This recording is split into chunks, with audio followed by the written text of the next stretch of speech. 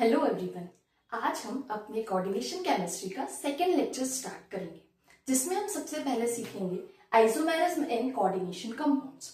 तो isomerism start करने से पहले हमको पता होना चाहिए कि आइसोमर्स क्या होते हैं। सो isomers are two or more compounds that have the same chemical formula but different arrangements of atoms. Means कि जो हमारे पास आइसोमर्स हैं उनमें क्या होता है, टू या टू से ज्यादा कंपाउंड्स जब होते हैं उनका मॉलिक्यूलर फॉर्मूला तो सेम है बट उनमें जो अरेंजमेंट ऑफ एटम्स है वो डिफरेंट होता है। इसलिए इनकी फिजिकल प्रॉपर्टीज और केमिकल प्रॉपर्टीज में भी डिफरेंसेस देखने को मिलते हैं। तो अगर हम बात करें आइसोमेरिज्म की तो basically two types of isomerism are there. कौन कौन से होते हैं? Structural isomer and stereoisomers. तो यहां सबसे पहले हम डिस्कस करने वाले हैं स्टीरियो आइसोमर्स। स्टीरियो आइसोमर्स में क्या होता है, इन जनरल अगर अपन देखें मॉलिक्यूलर फॉर्मूला भी सेम होता है। मींस ऑर्गेनिक में अगर अपन पढ़ते हैं तो मॉलिक्यूलर फॉर्मूला भी सेम है, स्ट्रक्चरल फॉर्मूला भी सेम है, सिर्फ जो अरेंजमेंट है, orientation of atoms in space जो होता है वो डिफरेंट होता है। तो वही दिया हुआ है, they have same chemical formula same है और जो केमिकल बॉन्ड्स है वो भी सेम है, बट डिफरेंस किसमें है? तो जो एटम्स है उनके स्पेशल अरेंजमेंट में डिफरेंस देखने को मिलता है। तो stereo isomers basically two types के होते हैं, एक होता है ज्योमेट्रिकल आइसोमर्स और अदर टाइप होता है ऑप्टिकल आइसोमर्स। तो सबसे पहले हम डिस्कस करेंगे ज्योमेट्रिक आइसोमेरिज्म। अब ज्योमेट्रिक आइसोमेरिज्म में क्या क्या होता है? तो जो हेट्रोलेप्टिक कॉम्प्लेक्सेस हैं, हेट्रोलेप्टिक अपन ने सीखा था जिसमें more than one type of ligands group present होते हैं, वही होते हैं हेट्रोलेप्टिक कॉम्प्लेक्सेस। तो ज्योमेट्रिक आइसोमेरिज्म के लिए फर्स्ट कंडीशन है कि हमारे लिए हेट्रोलेप्टिक कॉम्प्लेक्सेस होना चाहिए और वो कॉम्प्लेक्सेस जिनमें कोऑर्डिनेशन नंबर 4 और 6 होता है उनमें जनरली हमारे लिए ज्योमेट्रिक आइसोमेरिज्म देखने को मिलता है। सबसे पहले अगर कोऑर्डिनेशन नंबर 4 की बात करें तो कोऑर्डिनेशन नंबर 4 में कौन कौन सी हमारे पास ज्योमेट्रीज पॉसिबल हैं? तो स्क्वायर प्लेनर और टेट्राहेड्रल। तो सबसे पहले हम बात करते हैं स्क्वायर प्लेनर कॉम्प्लेक्सेस, जिनमें क्या टाइप है? M(X2L2). कंफ्यूज नहीं होना है, M is the metal ligand, means यहाँ पे हमारे पास M जो है वो मेटल आयन हो जाएगा। X2 means one type of ligands जो कि दो है और L is another type of ligand जो भी दो है, means total 4 ligands are there, क्योंकि यहाँ पे कोऑर्डिनेशन नंबर 4 की बात हो रही है। अब इसका एग्जाम्पल क्या हो सकता है? सपोज हम लिखें PT(NH3 whole twice Cl2 whole twice. अब इसमें क्या है हमारे पास? एक केस में क्या है, PT के around NH3 same side, Cl same side, means this हो जाएगा। वहीं सेकेंड हमारे पास ट्रांस में क्या है? NH3 और NH3 इसमें ऑपोजिट साइड है, सिमिलरली क्लोराइड और क्लोरीन भी ऑपोजिट साइड है, मींस ये हमारे पास ट्रांस हो जाएगा। Cis means same group same side and trans means same group opposite sides. Second, अगर कोई स्क्वायर प्लेनर कॉम्प्लेक्स है किस टाइप का, with formula MABXL, means metal ion, जो मेटल आयन है उसके चारों side 4 different type of ligands अगर प्रेजेंट होते हैं तो उसमें भी ज्योमेट्रिक आइसोमेरिज्म पॉसिबल है। इस केस में हमको 2 सिस आइसोमर देखने को मिलते हैं और एक ट्रांस आइसोमर देखने को मिलता है। अब कोऑर्डिनेशन नंबर 4 के साथ हमने एक और ज्योमेट्री पढ़ी है टेट्राहेड्रल, बट टेट्राहेड्रल ज्योमेट्री में ज्योमेट्रिक आइसोमेरिज्म पॉसिबल नहीं है। बहुत इंपॉर्टेंट क्वेश्चन आता है, क्यों नहीं है possible? Such isomerism is not possible in tetrahedral geometry because जो लिगेंड्स हैं मेटल के अराउंड उनकी पोजीशन सेम होती है। अगर एक पोजीशन से दूसरे को चेंज कर देंगे तो पोजीशन में चेंज नहीं आएगा, सिर्फ टाइप ऑफ लिगेंड्स में डिफरेंट आएगा। इसलिए टेट्राहेड्रल जो कंपाउंड्स होते हैं जिनमें ज्योमेट्री टेट्राहेड्रल है उनमें ज्योमेट्रिक आइसोमेरिज्म देखने को नहीं मिलता है। अब हम देखते हैं और कौन कौन से कंपाउंड्स हैं जो ज्योमेट्रिक आइसोमेरिज्म शो करते हैं विद कोऑर्डिनेशन नंबर 6। अब हमें देखना है geometrical isomerism in octahedral complexes. Octahedral complexes means coordination number 6।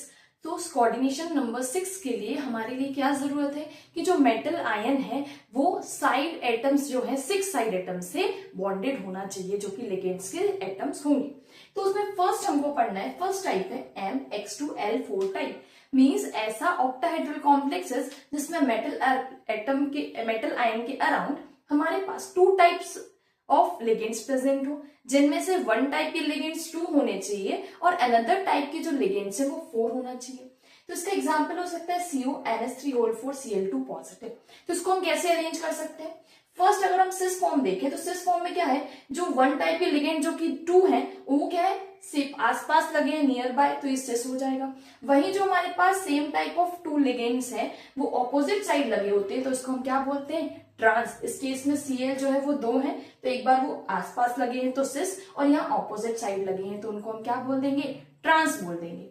Next है हमारे पास MX2L-L होल ट्वाइस। तो यहाँ याद रखने वाली बात है, जब हम सिंगल लिखते हैं XL मीन्स यूनिडेंटेड लिगेंड्स की बात कर रहे हैं, पर जब हम लिखते हैं L-L मीन्स की कोई बाइडेंटेड लिगेंड की बात हो रही है। तो अगर हमारे पास कोई ऐसा कंपाउंड है जिसमें मेटल आयन के अराउंड हमारे पास यूनिडेंटेड लिगेंड्स लगे हैं 2 और बाकी हमारे पास बाइडेंटेड लिगेंड भी लगे हैं 2। अब बाइडेंटेड लिगेंड 2 लगे हैं बट एट अ टाइम वो एक ही बाइडेंटेड लिगेंड 2 डोनर एटम से कनेक्टेड होता है, मींस 2 बाइडेंटेड जो हमारे पास लिगेंड है वो 4 डोनर एटम से बॉन्डेड होगा मेटल आयन से, और 2 यूनिडेंटेड मींस टोटल मिला के हमारे पास 6 डोनर एटम से बॉन्डेड होगा सेंट्रल मेटल आयन। सो इस केस में हमारे पास क्या है, for example COCl2En whole twice. तो अगेन क्या देखना है, जो हमारे पास यूनिडेंटेड लिगेंड जो कि 2 है हमारे पास Cl2, तो अगर वो आसपास लगे हैं तो इसको हम क्या बोल देंगे, सिस। क्या बोलेंगे इसको, सिस। और वही वो Cl जो अगर हमारे पास इस केस में ऑपोजिट लगा है तो इसको हम क्या बोल देंगे, ट्रांस। और अपन इसको ऐसे भी समझ सकते हैं कि जो बाइडेंटेड लिगेंड है अगर वो सेम मींस आसपास है तो इसको सिस बोलेंगे, और वो ऑपोजिट है तो इसको हम ट्रांस बोल देंगे। तो ये हमारे पास हो जाएगा MX2L4 type and MX2L-L whole twice type. अब नेक्स्ट हमको देखना है अगर कोई ऐसा कंपाउंड है जिसमें टाइप है MA3B3 type, for example CONH3 whole thrice NO2 whole thrice. इसमें क्या है, यूनिडेंटेड लिगेंड्स है, 2 टाइप्स के हैं। तो 2 टाइप्स में 1 टाइप के 3 है और अनदर टाइप के 3 है। तो इसमें हमको 2 टाइप ऑफ आइसोमेरिज्म के टाइप में पढ़ना है ज्योमेट्रिक में, एक पढ़ना है फेशियल और अनदर पढ़ना है हमको मेरीडायोनल। फेशियल में क्या है, जो 3 डोनर एटम्स हैं सेम लिगेंड्स के, अगर वो एडजेसेंट पोजीशन ऑक्यूपाई करते हैं ऑक्टाहेड्रल फेज में तो उसको हम फेशियल बोलते हैं। वहीं अगर जो हमारे पास पोजीशन है डोनर एटम्स की सेम लिगेंड्स की, 3 डोनर एटम्स की, अगर वो अराउंड ऑक्टाहेड्रन है तो उसको हम मेरीडायोनल बोलते हैं।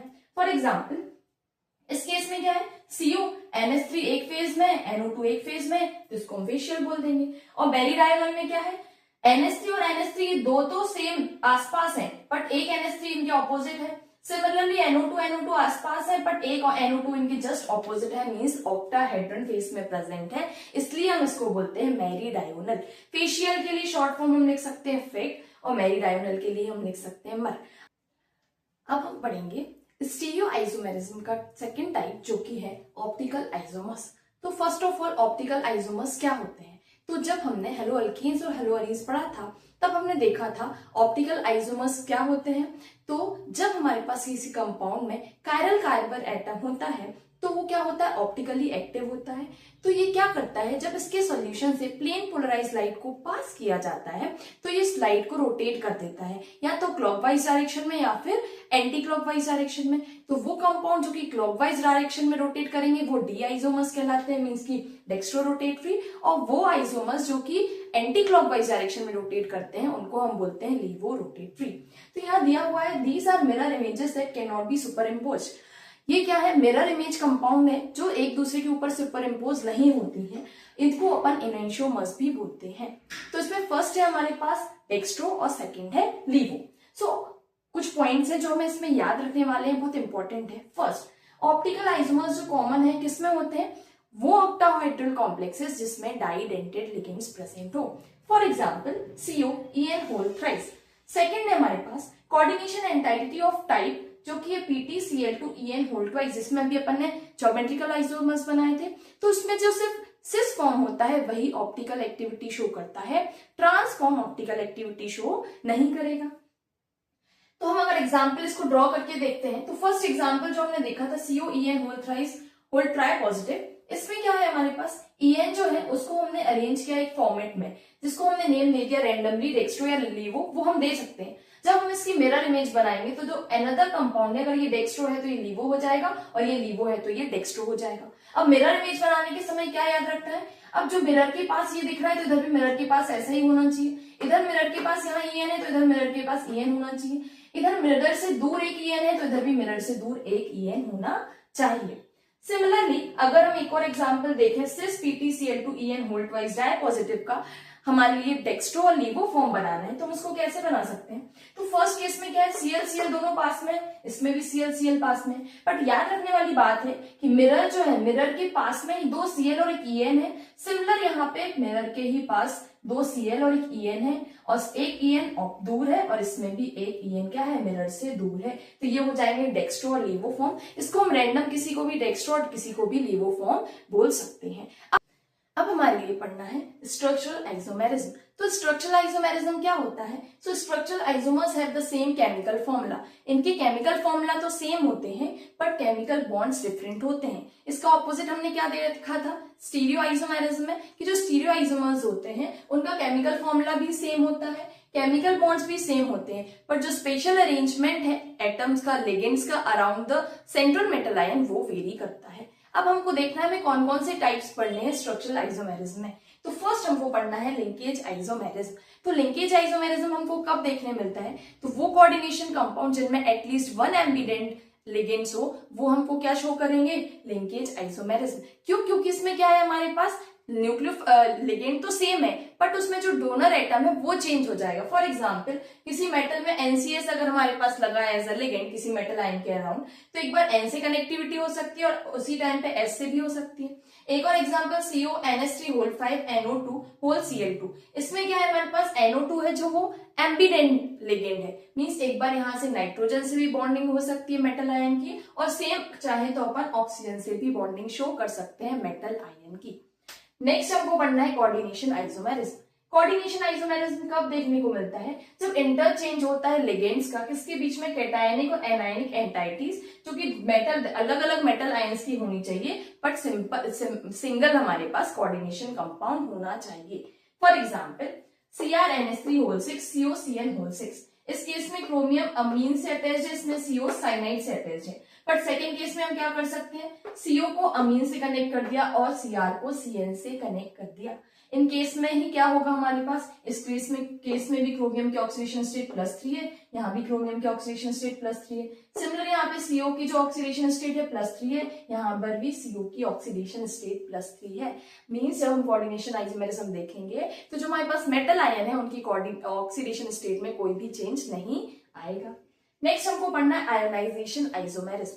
आयोनाइजेशन आइसोमेरिज्म कब देखने को मिलता है? जब कोई हमारे पास काउंटर आयन मींस जो ब्रैकेट के बाहर जिसको हम लिखते हैं वो खुद अपने आप में एक बहुत अच्छा लिगेंड हो, तो ये क्या करता है, जो हमारे पास कोऑर्डिनेशन स्फीयर का कोई लिगेंड है उसको डिस्प्लेस कर सकता है। For example CONH3 5SO4Br। अब Br बहुत अच्छा लिगेंड भी है, तो सेकेंड केस में हम क्या कर सकते हैं, Br को कोऑर्डिनेशन स्फीयर में इंक्लूड कर सकते हैं और इस केस में SO4 हमारे पास काउंटर आयन हो जाएगा। पर दोनों ही केस में जो हमारे पास सेंट्रल मेटल आयन है उसकी ऑक्सीडेशन स्टेट में कोई भी चेंज नहीं आने वाला है। और लास्ट टाइप हमको पढ़ना है सॉल्वेट आइसोमेरिज्म। सॉल्वेट आइसोमेरिज्म क्या है? आयोनाइजेशन आइसोमेरिज्म ही जैसा होता है, सिर्फ डिफरेंस क्या होता है उसमें वन ऑफ द जो लिगेंड है वो H2O हो जाता है, जो कई बार क्या होता है काउंटर आयन की तरफ भी शो कर सकते हैं। For example CrH2O6Cl3। एंड इसी का दूसरा आइसोमर क्या है, अगर हम एक Cl को अंदर मींस कोऑर्डिनेशन स्फीयर में इंक्लूड कर दें और H2O बाहर आ जाए तो CrH2O5Cl Cl2.H2O। तो ये हमारा था कोऑर्डिनेशन कंपाउंड्स में आइसोमेरिज्म जो हमने पूरा पढ़ लिया है। ये क्या है, बहुत इंपॉर्टेंट है, हर साल एक क्वेश्चन तो इससे आता ही आता है, तो बहुत ध्यान से बहुत अच्छे से पढ़ना है। जब हम क्वेश्चंस प्रैक्टिस करेंगे तो इससे कुछ क्वेश्चन हम अच्छे से पढ़ लेंगे। अब हम पढ़ेंगे बॉन्डिंग इन कोऑर्डिनेशन कंपाउंड्स, जिसमें हम सीखेंगे कि कैसे मेटल आयन का लिगेंड के साथ बॉन्ड फॉर्मेशन होता है, फिर उसकी करस्पॉन्डिंग उसकी क्या ज्योमेट्री होती है और अदर क्या प्रॉपर्टीज होती हैं। तो सबसे पहले थ्योरी हमको पढ़नी है वैलेंस बॉन्ड थ्योरी। तो वैलेंस बॉन्ड थ्योरी क्या बोलती है, तो इस थ्योरी के अकॉर्डिंग जो मेटल आयन है वो जब लिगेंड्स के इन्फ्लुएंस में आता है तो अपने N-1d NsNp या फिर NsNp और Nd ऑर्बिटल्स का हाइब्रिडाइजेशन के बाद एक new equivalent set of orbitals generate करता है जो कि लिगेंड के साथ बॉन्ड फॉर्म करती हैं और उसके करस्पॉन्डिंग हमको ज्योमेट्रीज देखने को मिलती हैं। फॉर एग्जाम्पल अगर अपन देखें तो अगर हमारे पास कोऑर्डिनेशन नंबर 4 है और हाइब्रिडाइजेशन sp3 है तो उसके लिए हमें ज्योमेट्री क्या देखने मिलेगी, टेट्राहेड्रल। सिमिलरली अगर कोऑर्डिनेशन नंबर अगेन 4 है, इस टाइप में जो हाइब्रिडाइजेशन है वो है dsp2, तो इस केस में हमें कौन सी ज्योमेट्री देखने मिलेगी, square planar. For the coordination number 5 अगर हाइब्रिडाइजेशन sp3d होगा, ये आपको पता है, तो हमारी ज्योमेट्री होगी ट्राइगोनल बाइपिरामिडल। अब कोऑर्डिनेशन नंबर 6 में अगेन 2 पॉसिबिलिटी है, अगर sp3d2 हाइब्रिडाइजेशन है तो भी ऑक्टाहेड्रल ज्योमेट्री है, और अगर d2sp3 हाइब्रिडाइजेशन है तो भी ज्योमेट्री ऑक्टाहेड्रल होंगी। हमको सिर्फ क्या पढ़ना है, कोऑर्डिनेशन नंबर 4 और कोऑर्डिनेशन नंबर 6। अब एक इंपॉर्टेंट पॉइंट याद रखने वाला है कि जो बैलेंस बॉन्ड थ्योरी है इसमें हम क्या करते हैं, तो यूजुअली ये पॉसिबल हमें बताता है, प्रिडिक्ट कर सकते हैं अपन ज्योमेट्री को किसी भी कॉम्प्लेक्स के, अगर हमें उसके मैग्नेटिक बिहेवियर के बारे में पता हो कि वेदर वो पैरामैग्नेटिक है या फिर वो डायामैग्नेटिक है। फॉर एग्जाम्पल अगर हम एक एग्जाम्पल लें कि हमारे लिए एक ऑक्टाहेड्रल कॉम्प्लेक्स गिवन है CONS3 ट्राई पॉजिटिव और गिवन है कि ये डायामैग्नेटिक है, तो हम कैसे प्रेडिक्ट कर सकते हैं इसका हाइब्रिडाइजेशन और ज्योमेट्री। तो सबसे पहले हम देखते हैं यहाँ पे ऑक्सीडेशन स्टेट जो हम कैलकुलेट करेंगे CO की, तो Ib+3। सो फॉर द अगर अपन नॉर्मल इलेक्ट्रॉनिक कन्फिग्रेशन देखें CO3 आयन का, तो क्या हो जाएगा, यहाँ पे अगर हमें अपनी कितने इलेक्ट्रॉन फिल करने हैं, 6 इलेक्ट्रॉन, 1 2 3 4 5 और 6 हो जाएगा। अब हम क्या करेंगे, हमको पता है डायामैग्नेटिक मींस वो स्पीसीज जिसमें सारे पेयर्ड इलेक्ट्रॉन होंगे, मींस इसका कुछ ऐसा कन्फिग्रेशन होगा कि डी के सारे इलेक्ट्रॉन पेयर्ड होने चाहिए। तो अगर हम डी के इलेक्ट्रॉन को पेयर्ड कर देंगे तो यहाँ से 2 डी ऑर्बिटल हमारे लिए बच जाएंगी, तो इन्हीं को हम बोलते हैं कि इनर वाली डी है, इनको हम बोलेंगे D2। फिर यहाँ से S की 1 ऑर्बिटल और P की 3 ऑर्बिटल्स, तो हमको रिजल्टेंट मिल जाएगा D2sp3 हाइब्रिडाइज्ड ऑर्बिटल्स। अब हमको क्या करना है, लिगेंड है हमारे पास अमीन, तो अमीन क्या करेगा, अपने जो इलेक्ट्रॉन पेयर्स है उनको डोनेट करेगा। तो क्या हो जाएगा हमारे पास, ये तो इलेक्ट्रॉन्स खुद के हैं CO ट्राई पॉजिटिव के, और यहाँ पे 6 पेयर्स ऑफ इलेक्ट्रॉन्स जो है वो अमीन मॉलिक्यूल यहाँ पे डोनेट कर देगा, तो हमारे लिए क्या हो जाएगा, ये कंप्लीटली फिल्ड मींस की सारे पेयर्ड इलेक्ट्रॉन है, इसका मतलब कि हमारे लिए डायामैग्नेटिक कॉम्प्लेक्स है। तो इस केस में हम हाइब्रिडाइजेशन क्या निकाला हमने, D2sp3, क्योंकि यहाँ पे इनर डी पार्टिसिपेट कर रहा है, जो 3D है वो इनर डी कहलाता है, और जब हम आगे पढ़ेंगे 4D अगर इन्वॉल्व होगा तो उसको आउटर डी बोलेंगे। अब एक और क्या है, इनर ऑर्बिटल है क्योंकि इनर डी पार्टिसिपेट कर रहा है और यहाँ पे सारे के सारे पेयर्ड इलेक्ट्रॉन है, इसलिए हम इसको बोलते हैं लो स्पिन कॉम्प्लेक्स। अब हम देखेंगे हाई स्पिन और पैरामैग्नेटिक हम कोऑर्डिनेशन नंबर 6 में कैसे फिल करते हैं। अब हम अपना नेक्स्ट एग्जांपल देखेंगे जो कि है for paramagnetic octahedral complex COF6 try negative. अगर हम यहाँ देखें तो हमारे पास CO की ऑक्सीडेशन स्टेट क्या आ जाएगी, +3। CO+3 मीन्स हमको कितने इलेक्ट्रॉन फिल करने हैं यहाँ पे, तो हमारे लिए 6 इलेक्ट्रॉन फिल करने, तो नॉर्मल 1 2 3 4 5 और 6 इलेक्ट्रॉन हम फिल कर देंगे। लेकिन जब हम देखते हैं कि हमारे पास पैरामैग्नेटिक कंपाउंड है, मीन्स क्या होना चाहिए, इसमें अनपेयर्ड इलेक्ट्रॉन होना जरूरी है। इट मीन्स कि ये जो है हमारे पास कन्फिग्रेशन एज इट इज रहेगा, और इस टाइम पे जो आउटर डी है मीन्स 4D जो है वो इन्वॉल्व होगा हमारे पास बॉन्डिंग में। तो अगर हम यहाँ पे sp3d2 हाइब्रिड ऑर्बिटल बनाएंगे तो क्या हो जाएगा, यहाँ से एक S की आ जाएगी, 3 P की आ जाएंगे और 2 हमारे पास D की आ जाएंगे, और करस्पॉन्डिंग हमारे लिए sp3d2 हाइब्रिडाइज्ड ऑर्बिटल मिल जाएंगी। और यही जो 6 हाइब्रिडाइज्ड ऑर्बिटल है, इनमें जो हमारे पास क्लोराइड आयन है वो अपने लोन पेयर डोनेट करेगा बॉन्ड फॉर्मेशन के लिए। तो अपन ने यहाँ से क्या कंक्लूड किया, यहाँ पे अनपेयर्ड इलेक्ट्रॉन है इसलिए हाई स्पिन कॉम्प्लेक्स है, यहाँ पे 4D इन्वॉल्व हो रहा है मींस आउटर डी इन्वॉल्व हो रहा है, इसलिए हम इसको बोलते हैं outer orbital complexes. So for अगर हमको दिया है पैरामैग्नेटिक ऑक्टाहेड्रल कॉम्प्लेक्स, तो इससे हमें क्या क्या बताना, हाइब्रिडाइजेशन हो जाएगा इसका sp3d2, और सेकेंड ये इनर आउटर ऑर्बिटल कॉम्प्लेक्स रहेगा, और next high spin complex orbital ये हमको देखने को मिलेगा। अब हम बात करते हैं कोऑर्डिनेशन नंबर 4 के लिए। सपोज हमको गिवन है for paramagnetic tetrahedral complex NiCl4 dinegative, means जो कॉम्प्लेक्स है वो क्या है हमारे पास, पैरामैग्नेटिक है, टेट्राहेड्रल ज्योमेट्री है। टेट्राहेड्रल के लिए हमें पता है हाइब्रिडाइजेशन क्या हो जाता है, sp3। तो हम सबसे पहले यहाँ पे जो कंपाउंड इसमें निकल के ऑक्सीडेशन स्टेट डाई पॉजिटिव है, उसका इलेक्ट्रॉनिक कन्फिग्रेशन देखेंगे तो हमको कितने इलेक्ट्रॉन फिल करने, 8 1 2 3 4 5 6 7 8। अब हमको पता है पैरामैग्नेटिक है मींस ये तो अनपेयर्ड फॉर्म में एज इट इज इलेक्ट्रॉन रहेंगे, तो हमारे पास एक S और 3 P मिलके sp3 हाइब्रिडाइज्ड ऑर्बिटल बना लेंगे, और हमारे पास जो 4 क्लोराइड आयन है वो अपने लोन पेयर्स डोनेट करेंगे। तो यहाँ पे अपन ने देखा कि यहाँ पे अनपेयर्ड इलेक्ट्रॉन है, मींस ये क्या हो जाएगा, हाई स्पिन कॉम्प्लेक्स। और जो कोऑर्डिनेशन नंबर 4 है उसमें आउटर ऑर्बिटल और इनर ऑर्बिटल का कोई कंसेप्ट नहीं होता है। अब हम देखते हैं अगर हमारे पास कोई डायमैग्नेटिक कॉम्प्लेक्स है विद कोऑर्डिनेशन नंबर 4, तो उसके लिए टेट्राहेड्रल ज्योमेट्री है या फिर हमारे पास स्क्वायर प्लेनर है। पॉसिबिलिटी दोनों है, पर डिपेंड करता है हमने कौन सा कंपाउंड लिया हुआ है। अब हमारे लिए हमारा नेक्स्ट एग्जांपल देखना है जो है for diamagnetic tetrahedral complex. Means अभी अपन ने देखा था कॉम्प्लेक्स तो टेट्राहेड्रल था बट पैरामैग्नेटिक था। अब हमें केस देखना है टेट्राहेड्रल है बट डायमैग्नेटिक कॉम्प्लेक्स है। For example NiCO4। यहाँ निकल जीरो ऑक्सीडेशन स्टेट में, क्यों, क्योंकि जो CO है वो न्यूट्रल लिगेंड है और कॉम्प्लेक्स पे कोई चार्ज नहीं है। तो निकल मतलब अपनी नॉर्मल अगर अपन उसका इलेक्ट्रॉनिक कन्फिगरेशन फिल करते हैं तो 3D8 4s2 हो जाएगा। बट जब हमें कोई भी हाइब्रिडाइजेशन चाहिए हाइब्रिड ऑर्बिटल्स के फॉर्मेशन के लिए, जो s ऑर्बिटल है उसका वेकेंट होना बहुत जरूरी है। तो यहाँ पे जो s के इलेक्ट्रॉन है वो d में ट्रांसफर हो जाएंगे और टोटल जो हमारे पास 10 इलेक्ट्रॉन है वो d में फिल हो जाएंगे और सारे के सारे पेयर्ड है। इसका मतलब कि ये हमारे पास डायमैग्नेटिक कॉम्प्लेक्स हो जाएगा। और फिर हमारे पास जो एक s ऑर्बिटल और 3 p ऑर्बिटल मिलके sp3 हाइब्रिड ऑर्बिटल्स बनाएंगी, जिनमें जो हमारे पास CO लिगेंड है वो अपने लोन पेयर्स डोनेट कर देगा। मींस इस केस में सारे पेयर्ड है इसलिए हो जाएगा डायमैग्नेटिक, और हमारे लिए sp3 हाइब्रिडाइजेशन देखने मिल रहा है इसलिए टेट्राहेड्रल कॉम्प्लेक्स होगा। अब सारे पेयर्ड इलेक्ट्रॉन है इसलिए ये रहेगा हमारे पास लो स्पिन कॉम्प्लेक्स।